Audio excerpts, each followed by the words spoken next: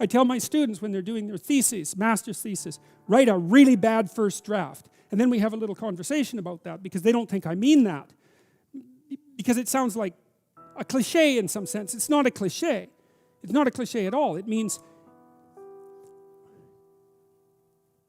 you're a terrible writer, but if someone put a gun to your head and said, you have to have your 100-page thesis done by next Monday, or I'll shoot you, but I don't care how terrible it is, you would sit down and write it.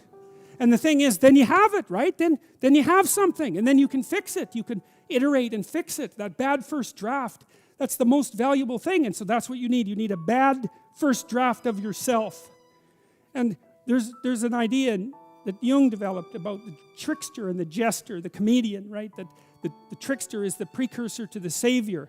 That's one of the things I learned from Jung that was just, it's so unlikely. You'd never think that. It's so amazing that might be the case. But the satirical and the ironic and the troublemaker, the comedian, the fool is the precursor to the savior.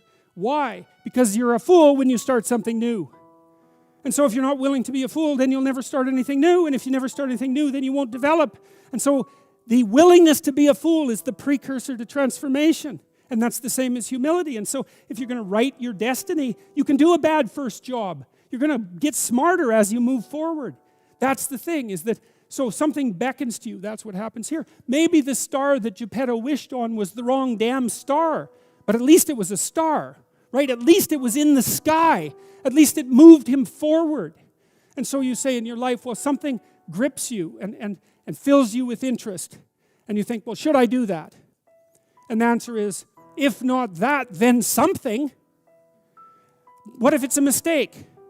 It's a mistake. Rest assured. What do you know? You're going to stumble around, right? And what's going to happen is this. You're going to not stay in stasis. You're not going to wander around in circles. And I see people like that. They said, well, I never knew what to do, and now I'm 40. It's like, that's not so good. That's not so good. And you might say, well, and there is a literature, too, that suggests that people are a lot more unhappy when they look back on their lives about the things they didn't do than they are about the mistakes they made while they were doing things. And so that's really worth thinking about, too, because there's redemptive mistakes. And a redemptive mistake would be a mistake that you make when you go out and try to do something. You know, you think, okay, I'm going to try to do this. When you're not good at it, you make a bunch of mistakes. It's like, well, what's the consequence? If you pay attention, is you're not quite so stupid anymore. That's the thing, is you've been informed by the results of your errors. And so what happens is you follow the beacon, you follow the light. And you're blind, so you don't know where the light is. It's dimly apprehended only, and you're afraid to follow it. But you decide to take some stumbling steps towards it. And as you take stumbling steps towards it, you become illuminated and enlightened and informed because of the nature of your experience, because you're pushing yourself beyond where you are, and you're going into the country that you have not yet been in, and you learn something. And so what happens then is the star moves. You move 10 feet towards it and you think, no, that's not right. I didn't get it right. It isn't there. It's actually there. And so then you see it somewhere else and you shift yourself slightly and you move forward. And that's what happens, is that you continue as you change. The thing that guides you forward moves, right? It's like God in the desert in Egypt, the pillar of light that you're following. It's moving. It's not a permanent thing. You move towards it, it moves away, it guides you forward.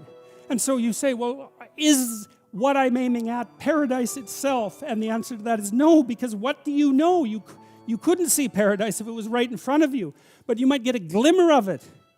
And so you move towards it and you grow. And then the next time you open your eyes, you see a little bit more clearly. And that's what happens, is that just happens over and over, right? It keeps moving. And so you move like this. But the thing that's so cool is that all those zigs and zags, you say, and each of those zags and zigs is a catastrophe. I hit a wall, my God, and then I had to die a little bit, and I barely got back up. It's a phoenix transformation at each turn, and it's painful. But the thing is that even though you've traveled 20 miles, let's say, on that road, and you've only moved 3 miles forward, you've moved 3 miles forward. instead of falling backwards. Because that's the thing too, is that if you stand still, you fall backwards. You cannot stand still, because the world moves away from you if you stand still. And there's no stasis, there's only backwards. And so if you're not moving forwards, then you're moving backwards. And that's more of the underlying truth of the Matthew principle. To those who have everything, more will be given. From those who have nothing, everything will be taken. It's a warning. Do not stay in one place.